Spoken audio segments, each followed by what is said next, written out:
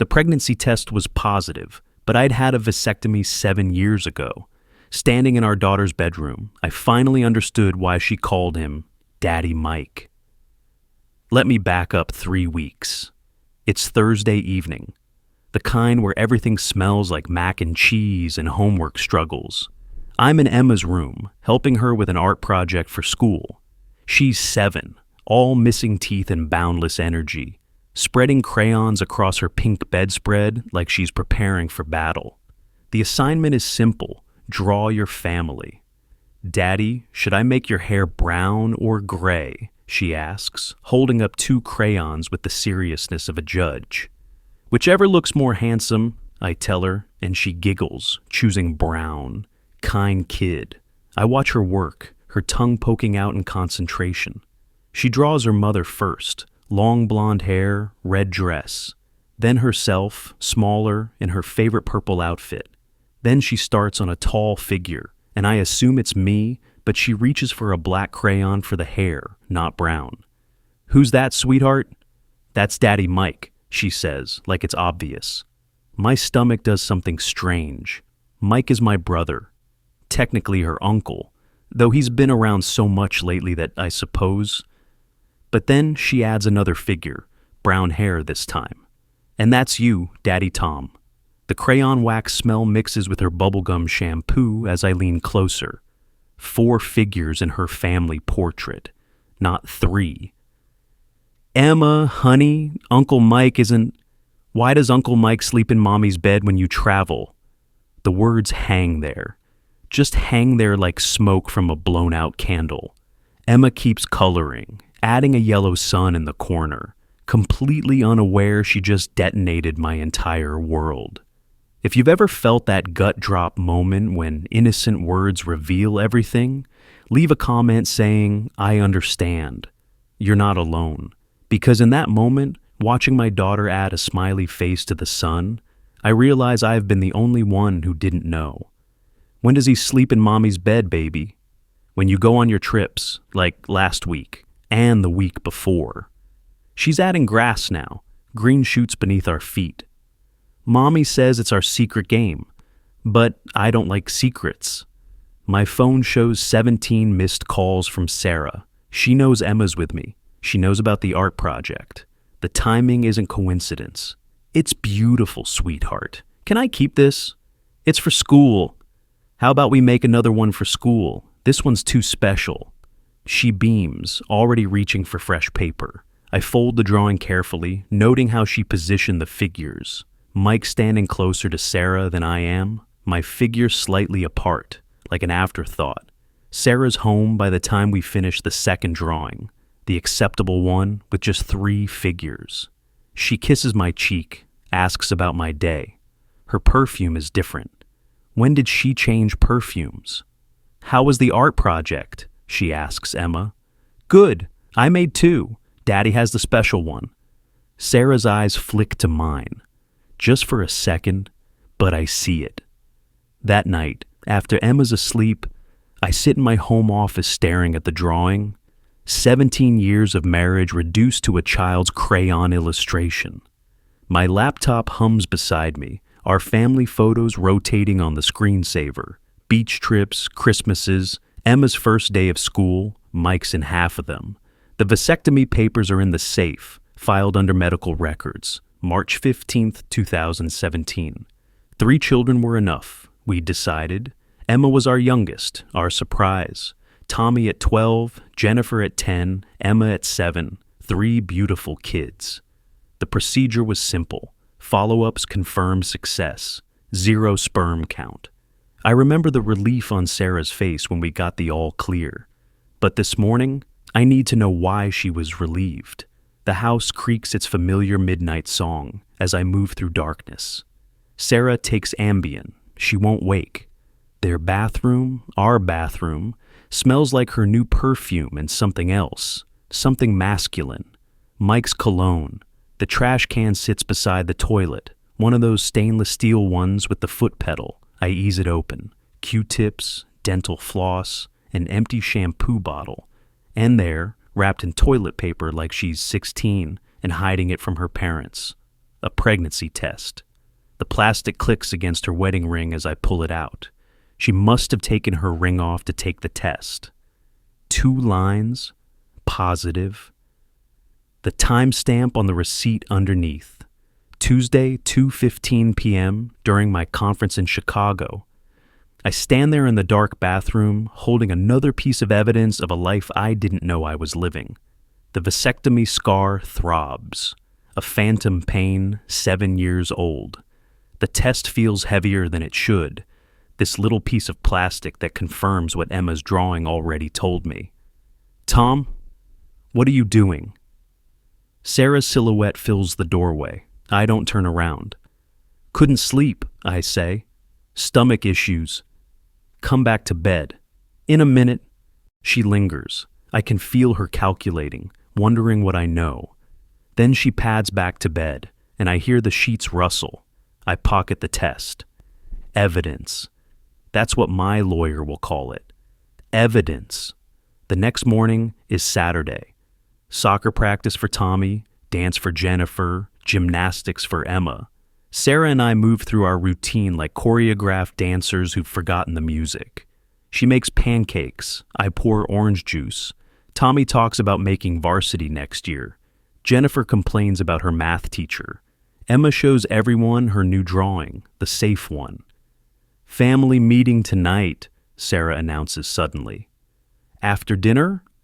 What about? Tommy asks through a mouthful of pancakes. Just some exciting news. She catches my eye. Really exciting. Mike texts me around noon. Hey bro, dinner tomorrow. Haven't seen you since your trip. Since my trip. I stare at the message, wondering if he knows that I know. The medical records sit in my laptop bag now, along with Emma's original drawing. I text back, "Sure, bring wine." "Always do," he responds, adding a smiley face. My brother, my best man at my wedding, godfather to my children, my mother-in-law knew. That becomes clear during the family meeting. Sarah sets it up like a gender reveal, minus the colored smoke. The kids gather on the couch. She FaceTimes her parents. Even suggests we call mine. But they're traveling in Europe, thank God. "I have something wonderful to share," she begins, and her hand goes to her stomach in that universal gesture. "We're having a baby!" The kids explode in different directions. Emma squealing, Jennifer asking if it's a boy or girl, Tommy looking vaguely disgusted at the thought of his parents still. Yeah. But on the laptop screen, propped on the coffee table, Margaret's smile falters. Just for a second. Just long enough. How wonderful, she recovers. How far along? 6 weeks, Sarah says, beaming at me. We're so blessed. We, as if we had anything to do with it. As if my medical records aren't sitting 10 feet away proving otherwise. I smile. I have to. The kids are watching. "Dad, say something." Emma bounces on my lap. I'm just surprised, happily surprised. The best surprises are unexpected, Sarah says, and there's something in her tone. A challenge, a plea. She's still performing, but for whom? Dick raises a champagne glass on screen. To growing families.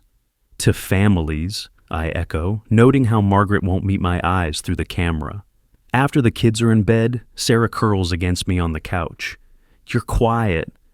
"Processing. It's been 7 years since Emma." "I know. I'm scared too." Her hand finds mine. "But we'll figure it out. We always do. We always do. Like when Mike lost his job and stayed in our guest room for 3 months. Like when Sarah's sister needed money for rehab. Like when we refinanced the house to cover her father's medical bills. We always figure it out." "When did you find out?" I ask. "Tuesday. I wanted to be sure before telling you." "And you're sure?" 3 tests, she says. "All positive. 3 tests. I wonder where the other 2 are. Not in our bathroom trash." "I need some air," I tell her, "just to process." Outside, the night is cold and clear. Our neighborhood sleeps peacefully, porch light standing sentinel. I walk to the corner and back, phone in hand. Susan Chen's number is saved under insurance. She's the best divorce attorney in the state and owes me a favor from when I helped her son beat a DUI charge. It's too late to call, but I text, "Need to meet, urgent, confidential." She responds within minutes. "Monday, 7 a.m., my office, delete this." I delete it. Then I walk back to my house, to my pregnant wife, to my 3 children who might not be mine, to my brother who'll join us for dinner tomorrow. The champagne bottle sits on the counter, half empty. Sarah's ultrasound appointment card is magneted to the fridge. Thursday, 2 p.m. Thursday. When I'm supposed to be in Detroit, in my office, I open my laptop. 17 years of bank statements, credit cards, phone records, all digitized, all accessible. I start with the most recent and work backward. The Marriott charges when I wasn't traveling, the cash withdrawals that don't match any receipts, the recurring Thursday afternoon yoga classes that cost exactly what a room at the Marriott costs. The first receipt is dated 3 months after our wedding. I sit back in my chair, letting that sink in. 17 years, our entire marriage. Tommy would have been conceived right around then. I pull up his baby pictures, looking for Mike in his features. The nose, maybe. The set of his jaw. Daddy. Emma stands in the doorway, teddy bear trailing from one hand. "What's wrong, sweetheart?" "Bad dream. Can you check for monsters?" I follow her to her room, check the closet, under the bed, behind the curtains. All clear. "Daddy, are you sad about the baby?" "Why would you think that?" "You looked sad when Mommy told us." She burrows into her covers. "Is it because of the secret?" "What secret, baby?" "I don't know, but Mommy was crying on the phone yesterday. She said, 'He can never know.' Is the baby a secret?" I smooth her hair, kiss her forehead. "No secrets in this family, remember? We don't keep secrets from each other." "We don't leave either," she says sleepily. "That's what you always say. We don't leave. We don't leave." The phrase follows me back to my office. It was in our wedding vows, something we wrote together. Through everything, we don't leave. We stay. We fight. We choose each other. The prenuptial agreement is in the safe, too. Another document Sarah probably forgot exists. Her father insisted on it, his money, his rules. But I insisted on one clause in return. Infidelity voids everything. She gets nothing. I get the kids, the house, the assets, everything. Your prenup has an infidelity clause she forgot about. Susan's text arrives at 3 a.m. I'm still awake, still digging. She's been researching too. "Burn it all down?" she adds. "Strategically," I reply. The plans form like fog condensing into rain, sharp, precise, inevitable. But first, Sunday dinner with my brother. I want to look him in the eye. I want to see if there's any guilt there, any shame, any humanity left in the man who stood beside me at my wedding, who held my firstborn, who fucked my wife for 17 years. Sarah makes her famous pot roast. Mike brings expensive wine, a Chateau Margaux that costs more than he should be able to afford for someone between jobs for 2 years. We eat, we laugh. The kids adore their Uncle Mike. He teaches Tommy a new soccer move in the backyard, helps Jennifer with her science project, gives Emma piggyback rides. "You're so good with them," Sarah says, watching from the kitchen window. "Natural-born father," Mike agrees, catching my eye. "Just never found the right woman." The right woman pours him more wine, her hand lingering on his shoulder. I photograph it with my mind, adding to my evidence locker. After dinner, Mike corners me in the garage while I'm getting beer from the extra fridge. Sarah told me the news. "Congratulations, brother." "Thanks. You don't look happy." "Shocked, maybe. Didn't think it was possible after." You know, he knows. His Adam's apple bobs. Miracles happen. They do. Or mistakes. We stand there, 2 brothers holding cold beers. 17 years of betrayal between us.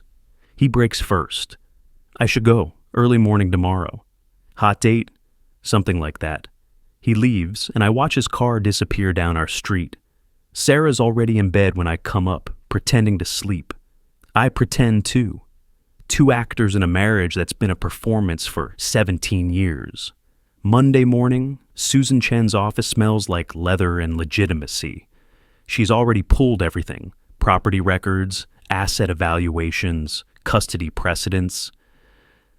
The prenup is ironclad, she says, but we need the proof of infidelity. I'm working on it. Work faster. Once she knows you know, she won't know. Susan studies me over her coffee cup. What are you planning, Tom? Disappearing. She sets the cup down slowly. That's extreme. 17 years, Susan, my entire marriage. My children might not be mine. My brother... I stop. Breathe. I need to see who they really are when they think I'm gone. And then I come back with everything. The plan crystallizes over the next 3 days. Transfer assets quietly, document everything, create reasons to be gone, plant seeds of depression, exhaustion, overwhelm. Make my disappearance believable, but first, DNA tests, discreet ones, Tommy's hair from his brush, Jennifer's retainer, Emma's juice box straw, mine from a fresh sample, sent to 3 different labs under different names. The results will take 2 weeks. 2 weeks to pretend everything's normal. 2 weeks to gather more evidence. 2 weeks before I vanish. Tom, you've been distant, Sarah says Wednesday night. She's right. I have been. Work stress. The Peterson account is killing me. Maybe you should take a break. Go fishing or something. Fishing. Where Mike taught me to tie lures. Where we promised to be each other's best men someday. Where he probably planned how to fuck my wife while I worked late to provide for the family he was helping himself to. Maybe I will. Thursday arrives. Sarah's at her ultrasound. I'm supposedly in Detroit. Instead, I'm parked outside the medical building, watching. Mike's car pulls up right on time. He helps her out like a gentleman, his hand on her lower back, her leaning into him. Natural, comfortable, practiced. I take photos through the zoom lens I bought for Tommy's soccer games. They think they're invisible in the parking garage. The kiss is brief but familiar. His hand on her stomach, protective, possessive. The vasectomy scar burns. I drive home and pack a bag. Not much. Clothes, documents, cash I've been withdrawing slowly. The suicide note is simple, apologetic. I can't do this anymore. I'm sorry. Please forgive me. Generic enough to be believed, specific enough to be mine. My car will be found by the bridge tomorrow morning, abandoned. The river's current is strong this time of year. Bodies sometimes never surface. But I won't be in the river. I'll be watching from across it, watching my family mourn or celebrate, watching the truth reveal itself when they think I can't see. The drawing is the last thing I pack. Emma's careful crayon strokes showing the family she sees, the family that exists. 4 figures, but only 3 matter to each other. The 4th stands apart, already a ghost. Friday morning, 4:47 a.m. I park my car at the bridge's scenic overlook. Engine running, driver door open. The suicide note sits on the dashboard, held down by my wedding ring. My phone rests on the passenger seat, still logged in, location services on. Everything investigators need to establish a timeline. The Uber driver who picks me up 3 miles away doesn't question the early morning jogger who needs a ride to the train station. Cash transaction, no names. By the time the sun rises, I'm in a motel 40 miles north, paying for a week in advance under the name David Carson. The fake ID was easier to get than it should be. The first call comes at 8:15 a.m. Sarah, hysterical, to my voicemail. Tom, where are you? Your office called. You missed the Detroit meeting. Please call me back. By noon, she's called 17 times. Mike's called 6, my boss 3. Then the calls stop, and I know they've found the car. I watch from across the river as they found my abandoned car. The news breaks on local TV first. Local businessman missing, presumed drowned. They use my LinkedIn photo, the one where I'm smiling at some company event. Sarah took that photo. Mike was standing just outside the frame. The search begins immediately. Coast Guard boats, police divers, volunteers walking the shoreline. I watch from the coffee shop on the opposite bank. Baseball cap pulled low. 3-day stubble already changing my face. A woman at the next table talks about it with her friend. His poor wife. And pregnant, too. I heard he had depression. You never really know what someone's going through. No, you really don't. Susan Chen texts a single question mark to my burner phone. I respond with a thumbs up. She knows the plan. The papers are filed but not served. Not yet. Saturday is the hardest. I drive past the house. Rental car, tinted windows. News vans crowd the street. Neighbors bring casseroles. Mike's car hasn't left the driveway since yesterday. Through the telescope, I bought at a pawn shop. I can see into the living room. Sarah's on the couch surrounded by people, not crying, comforting others who are crying for her. Mike sits beside her, hand on her shoulder. Protective. Possessive. Tommy's in the backyard, kicking a soccer ball against the fence over and over. The same spot. The same rhythm. Processing grief through repetition. Jennifer's nowhere to be seen, probably in her room. But Emma sits at the kitchen table, coloring. Even from here, I can see she's drawing. Always drawing. Sunday brings the memorial service. Too soon for a funeral without a body. But Sarah insists on celebrating Tom's life while we still have hope.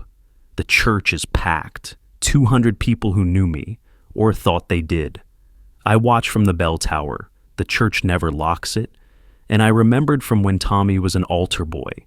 Sarah's eulogy is perfect, voice breaking at just the right moments. How I was the love of her life. How I gave her 3 beautiful children. How I worked so hard to provide for our family. How the stress must have been too much. How she wishes she'd seen the signs. Tom always said, "We don't leave," she tells the congregation. It was our promise to each other, but sometimes mental illness makes that choice for us. She wore the dress from our first date, with his cufflinks. I notice them when she adjusts the microphone. Mike's cufflinks from his college graduation. The ones our mother gave him before she died. The ones he swore he'd only wear for the most important moments of his life. The children speak next. Tommy, voice cracking, talks about learning to throw a curveball. Jennifer reads a poem about fathers and daughters. Emma just stands there, silent, until Sarah coaxes her. "Daddy's not gone," Emma says into the microphone. "He promised he doesn't leave." The church goes silent. Sarah quickly takes the microphone, explaining how children process grief differently. But I see the look she exchanges with Mike. Fear. After the service, I follow them to the cemetery. Not for a burial, there's no body, but Sarah wants to establish a place of remembrance. They stand around an empty plot, throwing flowers into the space where I should be. Mike gives his own speech, my brother, my betrayer. He talks about growing up together, learning to ride bikes, building forts, being each other's best man. His voice breaks on that part, and for a moment, I think maybe there's guilt there. Then he says, "I promise to take care of your family, brother, like they were my own." Like they were his own, present tense, already. The reception is at our house. I can't get close, but Susan Chen goes. She's there as a concerned colleague, offering condolences. She texts me updates. "Mike's using your office." Sarah's sister knows. Overheard her say, "At least now you don't have to pretend." "Your brother is wearing your watch." My father's watch. The one he left me when he died. The one that was in my nightstand drawer. Monday brings the will reading. Premature, but Sarah pushes for it. She needs to know where she stands financially. The life insurance agent explains about the suicide clause, the need for a body. Sarah's face cycles through emotions, grief, frustration, rage, all quickly suppressed. How long before he's declared legally dead? Without a body, 7 years typically, unless there's compelling evidence of death.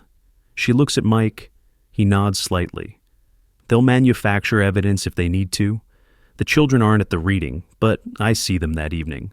Tommy punched Mike when he tried to take my seat at dinner. Susan was having coffee with Jennifer's teacher, who shared the incident. Mike tried to sit in my chair at the head of the table. Tommy, quiet. Tommy, who never makes trouble, stood up and punched him square in the jaw.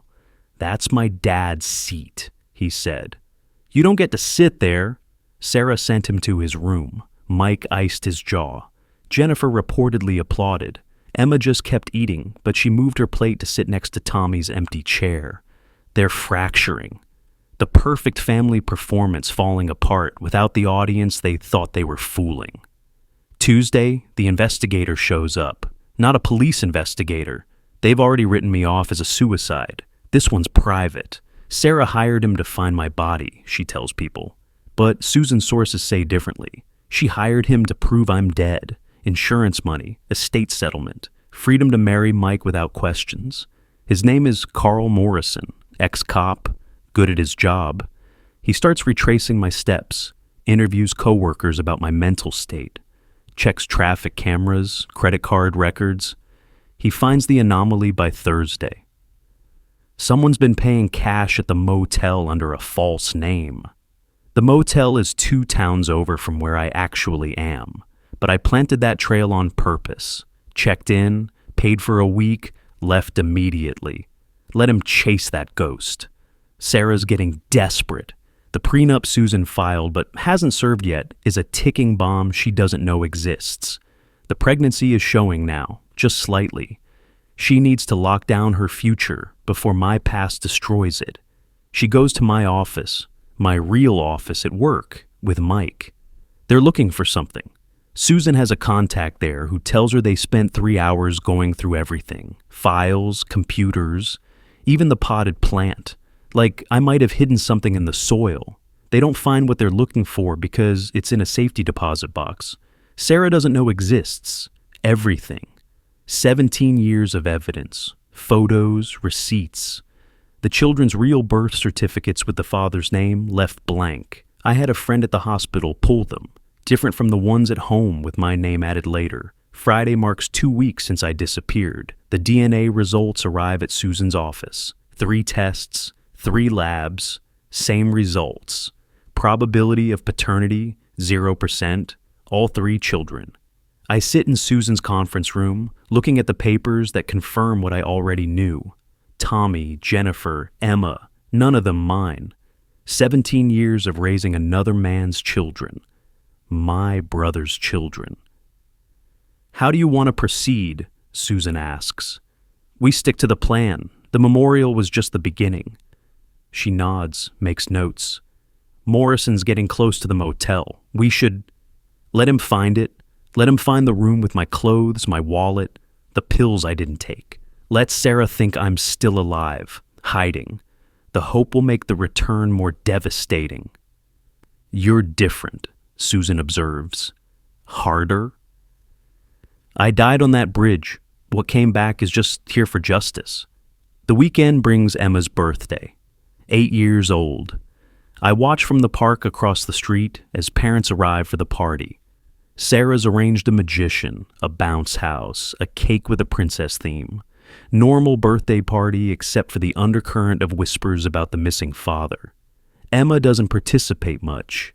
She sits at the picnic table, drawing while other kids play. One mother tries to engage her, and I can just make out Emma's response. I'm drawing my daddy, so I don't forget his face.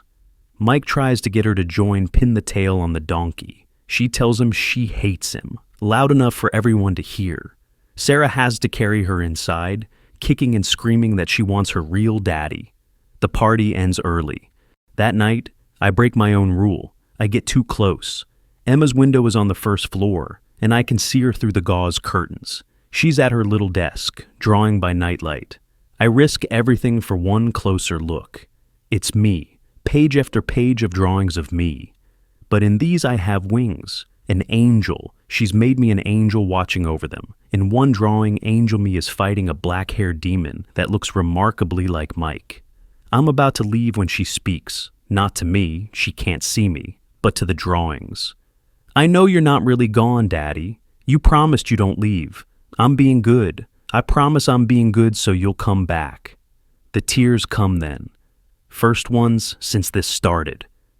I want to climb through that window, hold her, tell her none of this is her fault. That being good or bad won't bring me back because I'm not really gone, but I can't. Not yet. Tommy's letter to Daddy in Heaven arrives at Susan's office Monday. He mailed it to my work address. Dad, I'm sorry I wasn't better. I know you were disappointed I quit piano. I'll start again if you come back. I promise to practice every day. I'm trying to take care of Mom and the girls like you would want, but Uncle Mike keeps trying to act like he's in charge. I won't let him. This is still your house, your family. We're waiting for you. Love, Tommy, P.S. I know you're not in heaven. I know you wouldn't leave us. I'm not stupid. Smart kid. Too smart. He's the one I worry will figure it out. Jennifer's rebellion takes a different form. She dyes her hair black, starts wearing all black, tells her guidance counselor she doesn't believe in love anymore because everyone lies. The counselor calls Sarah, concerned. Sarah says it's just grief. Mike says she needs discipline. Jennifer tells them both to fuck off and locks herself in her room. Through Susan's network, I learned Jennifer's been researching divorce laws, asking her friends' divorced parents about custody, about choosing which parent to live with. She's planning her exit at 15. 3 more years, she tells her best friend. 3 more years and she can choose. The life insurance requires a body. Sarah learns this the hard way when she tries to file the claim. The agent is sympathetic but firm. Without remains, without definitive proof of death, they can't process the claim. But people saw him jump, Sarah argues. No one saw him jump. They found an abandoned car, a note. That's not proof of death, Mrs. Patterson. That's proof of a missing person. She comes home and breaks things. Mike tries to calm her. I watch through the telescope from my new position, an apartment with a clear view, rented under another false name. She throws a wine glass at him. It shatters against the wall where our wedding portrait used to hang. She took it down the day after the memorial. You said this would be simple, she screams at him. It will be. We just need patience. I'm pregnant with your child, Mike, our 4th child. How much more patient can I be? Our 4th child. So Tommy, Jennifer, and Emma were all his too. Every single one. Morrison finds the motel room Thursday, calls Sarah immediately. She and Mike drive out, hope blazing in their eyes. The room is exactly as I left it, clothes scattered, wallet on the nightstand, pill bottle empty on the floor. But no body, no me. He was here, Morrison says. But this was weeks ago. The trail's cold now. Sarah stares at the fake suicide scene I crafted. So he's alive? Or he walked into the woods to die? Or hitchhiked to another location? Or any of a dozen possibilities? Find him, she says. I don't care what it costs. Mike pulls Morrison aside. I can't hear them, but I can read lips well enough. Dead or alive? Mike asks. Morrison shrugs. Which pays better? They leave with more questions than answers, which was the point. Let them spiral. Let them scramble. Let them show their true selves when they think no one's watching. Friday's thunderstorm provides perfect cover for what I need to do. The house is dark. Power outage affecting the whole neighborhood. Sarah and Mike are on the couch, candles lit, wine flowing. The kids are upstairs, supposedly asleep. I know the house's blind spots, every creaking board, every stick point in the windows. The basement door never locked properly. I'd meant to fix it for years. I'm not here to confront, not yet. I'm here for more evidence. The home's safe. Sarah doesn't know I changed the combination after finding the pregnancy test. Inside, more DNA tests, these ones Mike ordered. Paternity tests for all 3 kids dated years ago. He's known all along, Kept them as what? Trophies, insurance? I photograph everything, then add my own contribution. The real suicide note. The one that says, I know everything. I've known all along. Did you really think I was that stupid? See you in court. T. But I don't leave it visible. I tape it to the underside of the top shelf. Let them find it eventually. Let it eat at them, wondering when I put it there. Before I left? After? Am I alive? Dead? Watching? Always watching? The power comes back on as I'm leaving. I freeze in the shadows as lights flood the house. Emma's at her window, face pressed against the glass. For one impossible moment, our eyes meet. She smiles, waves, then she draws a heart on the fog glass and goes back to bed. She knows. Somehow, my baby girl knows. Monday morning, courthouse, 9 a.m. sharp. Sarah sits at the plaintiff's table, Mike beside her, both dressed in black like they're still mourning. Her lawyer, Richards, a shark who's handled 3 of her friends' divorces, shuffles papers confidently. They're here to have me declared legally dead. Emergency hearing, they called it. Pregnancy complications requiring immediate access to estate funds. The gallery is packed. Our families, friends, neighbors. Margaret and Dick in the front row. Sarah's sister behind them. Even some of my co-workers here to support the grieving widow. Judge Harrison reviews the files. This is highly unusual, Mrs. Patterson. Without a body, without conclusive evidence of death. Your Honor, Richards interrupts smoothly, we have the suicide note, the abandoned vehicle, the witness testimonies to Mr. Patterson's deteriorating mental state. Plus, my client is pregnant and facing severe financial hardship without access to marital assets. Assets which are considerable, the judge notes, reviewing the documents. Mr. Patterson was quite successful. He worked himself to death, Sarah says, voice catching perfectly. I just want to provide for our children. Our children, I've heard enough. The courtroom doors open with more force than necessary. Every head turns. Sarah's face cycles through confusion, shock, recognition, terror in the span of 3 seconds. I'm here to contest my death certificate and my marriage. The eruption is immediate. Gasps, shouts, Sarah's scream, Mike jumping to his feet. The bailiff moving toward me, unsure whether to arrest me or protect me. Judge Harrison bangs his gavel repeatedly. Order! Order in the court! Susan Chen enters behind me, wheeling boxes of documents. Your Honor, Susan Chen representing Thomas Patterson in Patterson v. Patterson, case number. He's alive! Richard sputters. This hearing is moot. On the contrary, Susan says calmly, this hearing is exactly what we need. My client is requesting immediate dissolution of marriage based on fraud, adultery, and conspiracy to commit estate theft. This is insane, Sarah stands, pointing at me. Where have you been? We held a memorial. The children think you're dead. The children know exactly where I've been, I say, looking directly at Emma in the gallery. She's wearing her yellow dress, the one she saves for special occasions. I've been collecting evidence. Susan hands the judge a folder. DNA test results, Your Honor. 3 independent labs. Judge Harrison opens it, reads, his eyebrows climbing toward his hairline. These indicate that none of the 3 children born during my marriage are biologically mine, I state clearly. Probability of paternity, 0%. All 3 children. The courtroom explodes again. Margaret faints, actually faints. Dick catches her. Sarah's sister is recording on her phone until the bailiff stops her.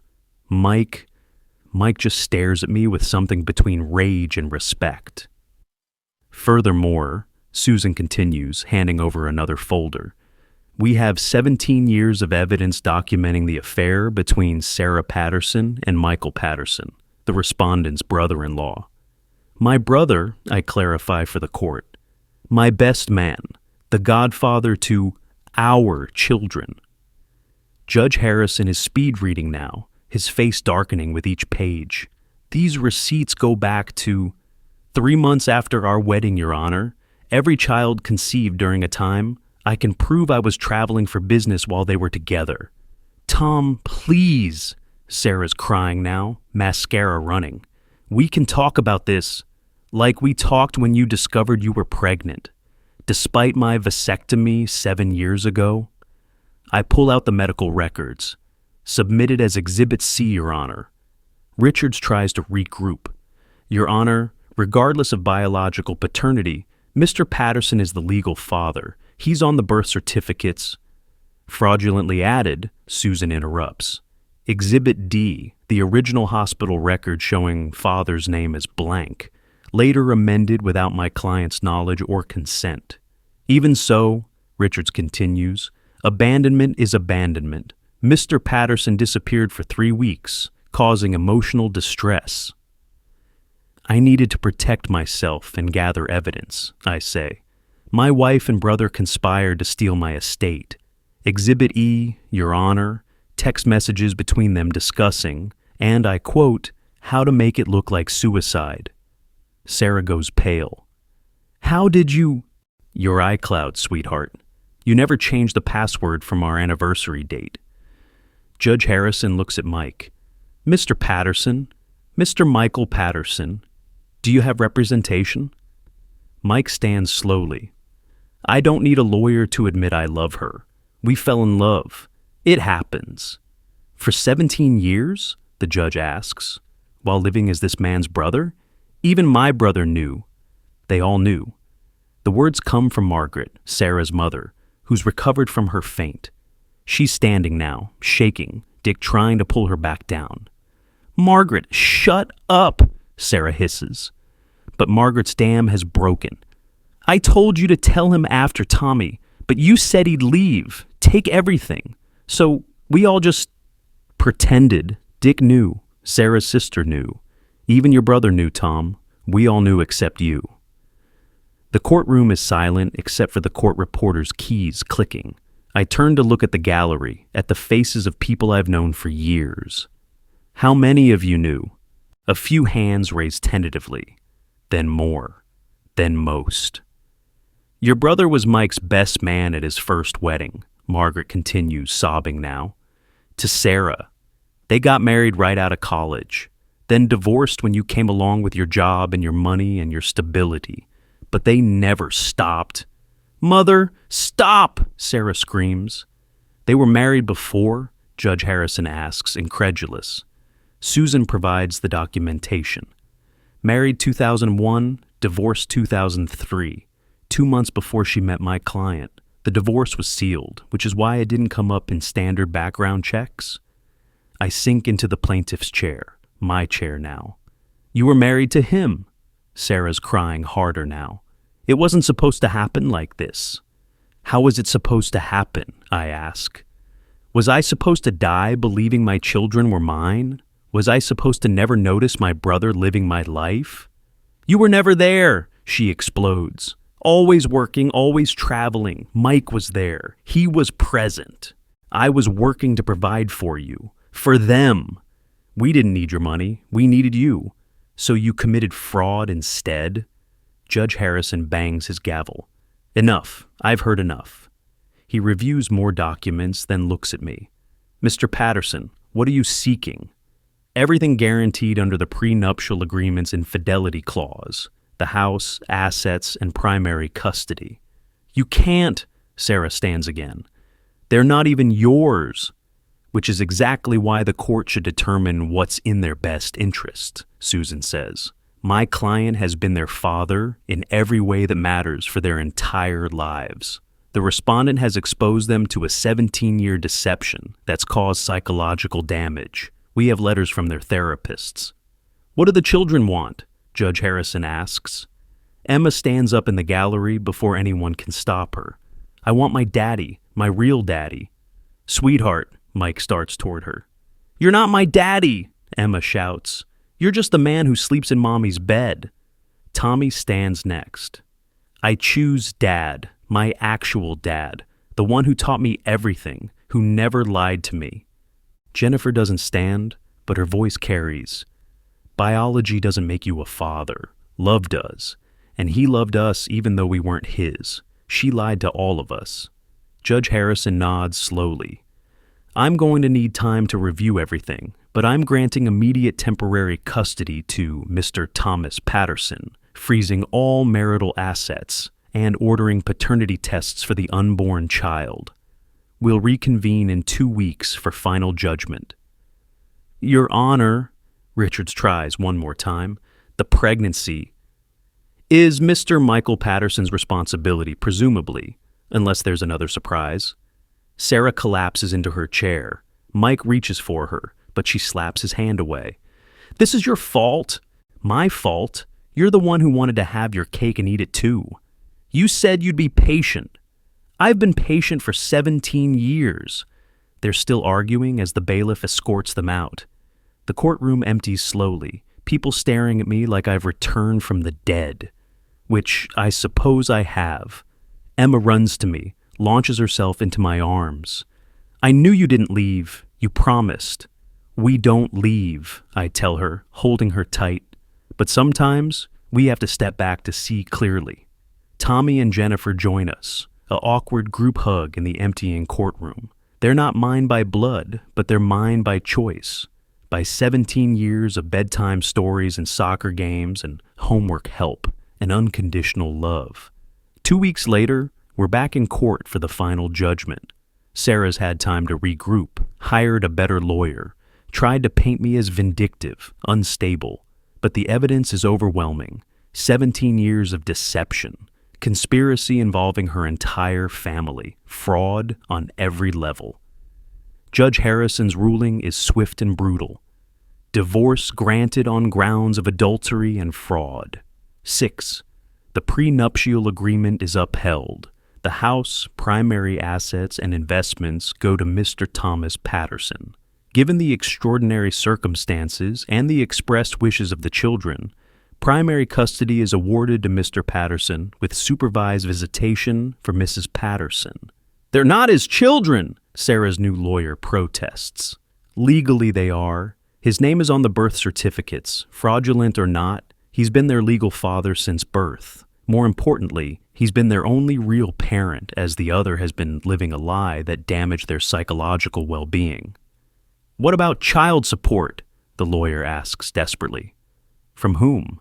Mr. Thomas Patterson for children that aren't biologically his, or Mr. Michael Patterson who never legally claimed them? That's a separate matter for family court to determine. Mike fled the country 2 days ago. Apparently, the prospect of 17 years of back child support plus a 4th child was too much. Last Sarah heard, he was in Costa Rica. No extradition for civil matters. Sarah's left with nothing. The prenup was clear. Infidelity voids everything. She moves in with her parents, the same parents who knew all along, who helped perpetuate the lie. The house was always mine. My name alone on the deed, purchased before marriage with my inheritance from my father. The children handle it differently. Tommy throws himself into sports and therapy, working through the anger. Jennifer writes pages and pages of poetry about lies and truth and choosing your family. Emma draws. Her new pictures show 4 figures again, but different now. Me, Tommy, Jennifer, and herself. Sarah appears sometimes, small in the background. Mike is absent entirely. Are you sad? I ask her one evening as she colors at the kitchen table. About what? About Uncle Mike being your biological father. She considers this with 8-year-old seriousness. He gave me DNA. You gave me everything else. What would you choose? Revenge through courts or disappearing forever? Sometimes the answer is both. Sometimes you have to disappear to see the truth, then return to claim justice. The adoption papers arrive on a Tuesday. Sarah signed away her parental rights in exchange for not pursuing criminal fraud charges. It's a clean break, a fresh start. The children want my name, only my name, on their birth certificates. You sure about this? I ask them over dinner. We're sure, Tommy says. You're our dad. You've always been our dad. Besides, Jennifer adds with a small smile, we chose you. That's stronger than blood. We sign the papers together, a family ceremony at the kitchen table. Emma insists on using her special purple pen. Then she runs to her room and returns with a new drawing. For the fridge, she announces. It's our family, 4 figures holding hands. But this time, I have wings. Why do I have wings, baby? Because you came back from heaven, she says simply. Daddy came back from heaven because he promised he doesn't leave. We don't leave. No revenge left to take, no anger left to hold, just freedom to live. The drawing goes on the fridge, held by the same magnet that once held Sarah's ultrasound appointment. The house is quieter now, but it's honest quiet. No more secrets, no more lies, no more pretending. Susan stops by with the final paperwork. Everything is transferred, sealed, done. Any regrets? She asks. I look at my children, my chosen children, doing homework at the table where Sarah announced her pregnancy 8 weeks ago. None. And Mike? He made his choice. He chose to run. I chose to stay. Even though they are not yours, Emma looks up from her math worksheet. We are 2 his. He picked us and we picked him. That's what makes a real family. Susan smiles, packs up her briefcase. Out of the mouths of babes. That night, after the kids are asleep, I stand in Emma's doorway watching her sleep. Her walls are covered in drawings now, not just of our family, but of her future. Pictures of her as a teacher, a doctor, an artist, pictures of possibility. She stirs, opens one eye. Daddy? Yeah, baby? Tell me again about the promise. I sit on her bed, smooth her hair. We don't leave, even when things are hard, even when the truth hurts. We stay, we fight, we choose each other. Forever? Forever. She closes her eyes, satisfied. Good, because I choose you too. Share your own story of chosen family below. Sometimes the family we build is stronger than the one we're born into. Subscribe for more stories of survival and triumph, because real love isn't about DNA. It's about showing up, staying present, and choosing each other every single day. The last thing I do before bed is look at that drawing on the fridge. 4 figures holding hands, one with wings. Emma was right. I did come back from heaven, or maybe from hell. Either way, I came back to the only truth that matters. Family isn't blood, it's choice, and they chose me. Tomorrow, Emma's making a new drawing for her art class. The assignment is the same as 2 months ago.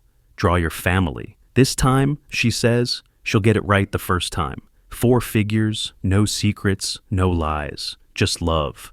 The real kind. The kind that stays.